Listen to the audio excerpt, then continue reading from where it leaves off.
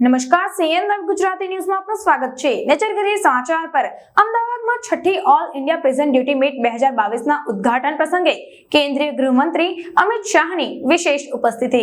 અમદાવાદ શહેરમાં છઠ્ઠી all India prison duty meet 2022 આજથી 6 સપ્ટેમ્બર સુધી યોજાશે। ગુજરાત પોલીસ જેલ વિભાગ અને bureau of police research and ડેવલપમેન્ટના સંયુક્ત ઉપક્રમે આ મીટનું આયોજન કરવામાં આવ્યું છે। 15 વર્ષ બાદ ગુજરાતને આ મીટનું યજમાન પદ પ્રાપ્ત થયું છે, જેમાં 19 રાજ્યોમાંથી આવેલા 1031 જેલ અધિકારીઓ અને કર્મીઓ 18 જેટલી સ્પર્ધામાં ભાગ લેશે। હાલમાં કાંકરિયા ખાતેના ટ્રાન્સ સ્ટેડિયમમાં વિવિધ રાજ્યોના પોલીસ કર્મીઓ હાજર થઈ ગયા છે। કેન્દ્રીય ગૃહમંત્રી અમિત શાહ પણ આ મીટમાં ઉપસ્થિત રહ્યા છે। તેમણે ઓલ ઇન્ડિયા પ્રિઝન ડ્યુટી મીટની જાહેરાત કરી છે। કેન્દ્રીય ગૃહમંત્રી અમિત શાહે કહ્યું હતું કે પ્રશ્નોત્તરી, કોમ્પ્યુટરી, સ્વચ્છતા, જેલ, વોલીબોલ, કબડ્ડી, દોડ, ઊંચી કૂદ સહિત અનેક સ્પર્ધા છે।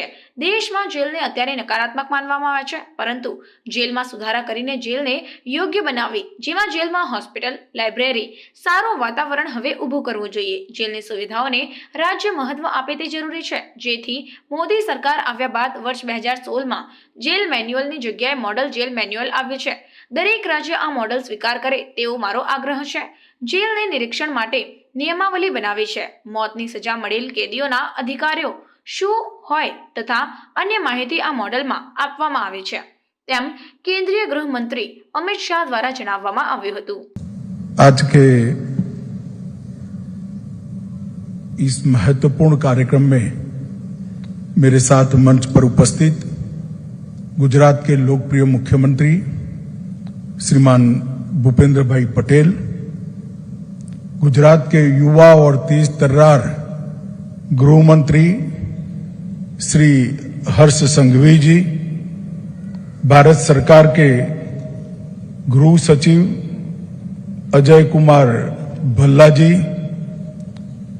गुजरात राज्य के मुख्य सचिव श्री पंकज कुमार जी, अपर मुख्य सचिव गृह श्री राजकुमार जी, गुजरात राज्य के डीजीपी श्री आशीष भाटिया जी, बीपीआरएनडी जिसके तत्वाधान में यह मीट आयोजित की जा रही है, इसके डीजी महानिर्देशक श्री बालाजी श्रीवास्तव जी, और आज हम सब यहाँ एकत्रित है, इसके आयोजन का जिम्मा जिन पर है ऐसे अपर महानिर्देशक jail Gujarat doctor KLN Rao ji, और आज गांधी और सरदार की भूमि पर नरेंद्र भाई के गृह राज्य में देश भर से आए हुए यहां पर 1000 से ज्यादा खेलों की स्पर्धा में भाग लेने वाले सभी खिलाड़ी और जेल प्रशासन के अधिकारियों का मैं मन से गुजरात में बहुत बहुत उष्मा से आप सभी का स्वागत करना चाहता हूं। मित्रों, आज छठी Akhil Bharatiya prison duty meet का शुभारंभ होगा। 3 दिन तक ये मीट यहां पर चलने वाली है और यहां पर विभिन्न खेलों की प्रतियोगिताओं का भी आयोजन किया गया है। लगभग 1000 से ज्यादा खिलाड़ी देश भर से जो जेल प्रशासन के साथ जुड़े हैं वो आए हैं और यहां पर स्पर्धात्मक खेलों में आप सब हिस्सा लोगे। मैं सबसे पहले तो आपके उत्कृष्ट प्रदर्शन के लिए आप सभी को मन से बहुत बहुत शुभकामनाएं देना चाहता हूं। मित्रों, ये मीट अपने आप में एक बहुत महत्वपूर्ण मीट है। एक प्रकार से सकारात्मक प्रतिस्पर्धा से न केवल खेल भावना का बढ़ावा मिलेगा, इसके साथ साथ जब आप 3 दिन यहां पर रहेंगे और यहां पर एक दूसरे की सक्सेस स्टोरी का एक्सचेंज करेंगे, तो मुझे लगता है जेल प्रशासन को भी आने वाले दिनों में बहुत फायदा होने वाला है। मित्रों, ये छठी मीट हो रही है और मुझे आनंद है कि गुजरात में दूसरी बार मिल रहे हैं, और इस संयोग की ही बात है कि गुजरात में जब पहली बार देश भर के खिलाड़ी यहां आए थे, तब मैं गुजरात का गृह मंत्री था और हमारे आदरणीय प्रधानमंत्री गुजरात के मुख्यमंत्री थे। और जब आप दूसरी बार आए हैं तब नरेंद्र भाई देश के प्रधानमंत्री है और मुझे उन्होंने देश के गृह मंत्री का जिम्मा सौंपा है। इसलिए मेरे लिए ये बहुत हर्ष का विषय है कि दोनों मीट में मैं आपके स्वागत के लिए यहां उपस्थित हूं। मित्रों, बीपीआरएनडी अनेक प्रकार के देश की आंतरिक सुरक्षा और सीमाओं की सुरक्षा से जुड़े हुए अनेक प्रकार के विषयों पर, पहलुओं पर देश भर में एक साझा कार्यक्रम बने, एक समान विचार से पूरे देश की यंत्रणा काम करे, इसके लिए बीपीआरएनडी काम करती है। और मैं मानता हूं कि जेल प्रशासन भी देश की आंतरिक सुरक्षा का बहुत महत्वपूर्ण अंग है। जेल प्रशासन को हम अनदेखी नहीं कर सकते और जेल को जिस दृष्टि से समाज में देखा जाता है उस दृष्टि को भी बदलने की जरूरत है। जेल के अंदर सजा याफ्ता कैदी जो होते हैं, हर कैदी स्वभाव से क्रिमिनल नहीं होता।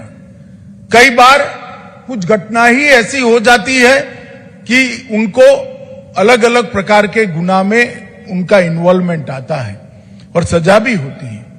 ये समाज को चुस्त दुरुस्त रखने के लिए बहुत जरूरी प्रक्रिया है, क्योंकि दंड ही नहीं होगा तो भय नहीं होगा, भय नहीं होगा तो डिसिप्लिन नहीं होगी और डिसिप्लिन नहीं होगा तो स्वस्थ समाज की हम कल्पना नहीं कर सकते। इसलिए दंड की प्रक्रिया तो बहुत जरूरी है, परंतु जेल प्रशासन का जिम्मेदारी है, जो स्वभावगत क्रिमिनल नहीं है, जो बॉर्न क्रिमिनल नहीं है और जो आदतन क्रिमिनल नहीं है, वो सारे कैदियों को समाज में पुनः प्रस्थापित करने के लिए जेल एक माध्यम बनना चाहिए, कारागार एक माध्यम बनना चाहिए और जेल प्रशासन इस दिशा में जाना चाहिए।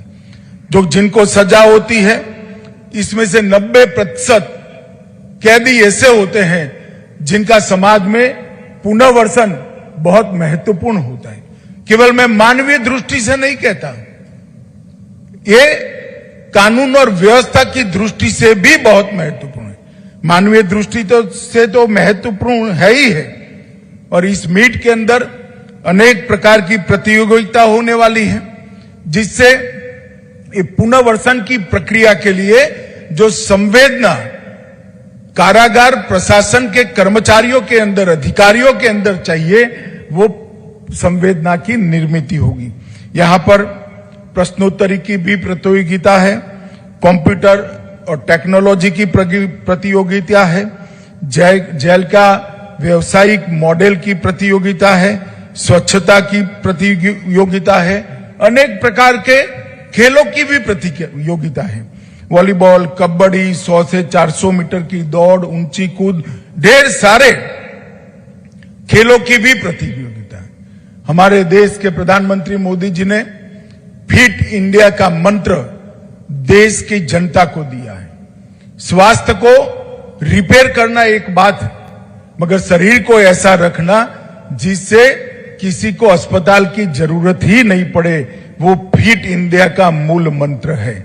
और जेल प्रशासन के भी ये फिट इंडिया के मंत्र को आने वाले दिनों में इस मीट से बहुत गति मिलने वाली है, इसका मुझे विश्वास है। मित्रों, इस देश के अंदर एक प्रकार से कारावास और कारागार और जेल एक प्रकार से निग्लेक्टेड फील्ड रहा है। मैं आज राज्यों को भी अनुरोध करना चाहता हूं। कई ऐसे राज्य हैं जिनमें आज भी अंग्रेजों ने बनाई हुई जेलें जस की तस पड़ी हैं। इसके अंदर मॉडर्नाइजेशन करना, टेक्नोलॉजी से युक्त करना, सुरक्षा की दृष्टि से चुस्त दुरुस्त बनाना और कैदियों के अच्छे रहने की व्यवस्था करना, उनके लिए लाइब्रेरी बनाना, उनको अनेक प्रकार की तालीम से युक्त कर कर पुनर्वसन के योग्य बनाना, उनके स्वास्थ्य की चिंता करना, अंदर एक अच्छा अस्पताल होना और मानसिक विकास के लिए अनेक प्रकार के कार्यक्रम हम कर सकते हैं। अंग्रेजों के जमाने में ठीक था, उनको कैदी जो आता था वो ज्यादातर राजनीतिक कैदियों को लाते थे और उनको यातना देना, प्रताड़ना करना, वो उनका शासन बरकरार रखने का एक माध्यम हो सकता है। मगर अब देश आजाद हो चुका है। कारावास के लिए हमारे दृष्टिकोण को हमने फिर से एक मूल्यांकन करने की जरूरत है और जेल की सुविधाओं को भी राज्य बहुत महत्व दे, ये बहुत जरूरी है। और इसके लिए मोदी सरकार आने के बाद एक बहुत व्यापक समीक्षा कर उस वक्त 2016 में जो जेल मैनुअल था उसकी जगह मॉडल जेल मैनुअल मोदी सरकार ने इंट्रोड्यूस किया है। मगर मैं आज फिर से एक बार कहना चाहता हूं कि सिर्फ 11 राज्य और केंद्र शासित प्रदेशों ने ही इस जेल मैनुअल को अपनाया है। मेरा आग्रह है सभी राज्यों से कि जो मॉडल जेल मैनुअल 2016 है, इसको सभी राज्य अविलंब स्वीकार करें और इसके आधार पर जेल सुधारना के कार्यक्रम को अपने अपने राज्य में आगे ले जाए। इसके अंदर ढेर सारे सुधारात्मक बिंदु समाहित किए गए हैं। कैदियों के मानव अधिकारों के लिए, कैदियों के सुधार और पुनर्वसन के लिए, कानून, नियम और बुनियादी एकरूपता लाने के लिए जेल में के कॉम्पिटिकरण पर जोर दिया गया है। महिला कैदियों के अधिकारों पर विशेष प्रावधान किए गए हैं और आफ्टर केयर की सुविधाओं पर ध्यान देने का एक बहुत बड़ा थ्रस्ट दिया गया है। जेल के निरीक्षण के लिए भी बहुत अच्छी वैज्ञानिक नियमावली बनाकर भेजी गई है।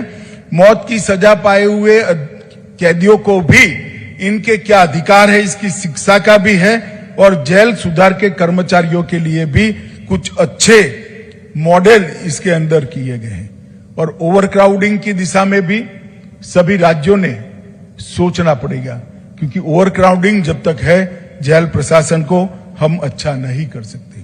मित्रों, मेरा आज फिर से जब प्रिजन ड्यूटी मीट है उस वक्त आग्रह करना चाहता हूं कि वीडियो कॉन्फ्रेंस की सुविधा कोर्ट के साथ हर राज्य ने करीब करीब हर जिला जेल के अंदर करनी चाहिए। और अब इसके लिए कोई बहुत बड़ी टेक्नोलॉजी की जरूरत नहीं है, ढेर सारे राज्यों ने इनिशिएटिव लिए हैं और सफलता से उसमें किया है।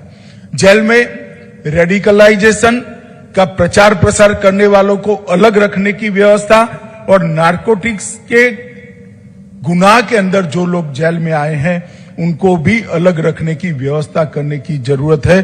जो हमारे मॉडल हमने भेजा है 2016 का, इसके अंदर इसका भी बहुत अच्छे तरीके से हमने जिक्र किया हुआ है। जेल के अंदर गिरोह को कंट्रोल करने के लिए भी हमने ढेर सारी सूचनाएं इसके अंदर मैनुअल के अंदर दी है। मुझे भरोसा है कि सभी राज्य इसको आगे बढ़ाएंगे। मित्रों, अब प्रिजन का मैनुअल जो आया है उसके बाद हम एक मॉडल एक्ट भी लाने जा रहे हैं और मैं आपको विश्वास दिलाता हूं कि बहुत जल्दी ही एक मॉडल एक्ट लाएंगे जो अंग्रेजों से जमाने से चला आ रहा है एक्ट के अंदर परिवर्तन करेंगे। अभी सभी राज्यों के साथ बहुत डिटेल चर्चा हो रही है। मुझे भरोसा है कि अगले 6 माह के अंदर ही हम एक मॉडल एक्ट लेकर आएंगे जो हमारे देश के सभी जेलों को अत्याधुनिक बनाएंगे। आज जो खिलाड़ी यहां खेलने के लिए आए हैं, मैं इनको कहना चाहता हूं कि खेल भावना ही एक ऐसी चीज है जो हमें आदर्श मानवीय बनाने की दिशा में आगे ले जाती है। जीतने का जुनून और हार को हजम करने का हौसला, ये दोनों खेल ही पैदा कर सकते हैं। जिस व्यक्ति में जीतने का जुनून न हो वो जीवन में कुछ कर नहीं सकता और हार को हजम करने की हिम्मत न हो वो भी जीवन में कुछ नहीं कर सकता। और ये दोनों चीजें अगर कोई एक माध्यम से मिल सकती है तो खेलों के माध्यम से मिल सकती है। ये अहमदाबाद मेरा गृह शहर भी है, गुजरात मेरा गृह राज्य है। मैं हृदय से आप सभी का यहाँ पर मन से पूरे देश भर से आए हुए लोगों का स्वागत करता हूँ। हमारे मुख्यमंत्री भूपेंद्र जी ने बहुत अच्छी सुविधा यहाँ पर की है। रास्ते में मैं एक कार्यक्रम से उनके साथ ही आया, उन्होंने मुझे डिटेल बताया है, कोई असुविधा आपको होने की संभावना नहीं है। मगर आपके कार्यक्रम में मैं एक बात और जोड़ना चाहता हूं, जो लोग केवड़िया कॉलोनी और सोमनाथ द्वारका जाना चाहते हैं, गुजरात सरकार इसकी पूरी व्यवस्था करेगी। आपके रिजर्वेशन को चेंज करा दीजिए और केवड़िया कॉलोनी और सोमनाथ द्वारका का यात्रा कर कर जाइए। मन से आप सभी का स्वागत है और इस मीट के लिए अनंत अनंत शुभकामनाएं देकर मेरी बात को समाप्त करता हूं। वंदे मातरम।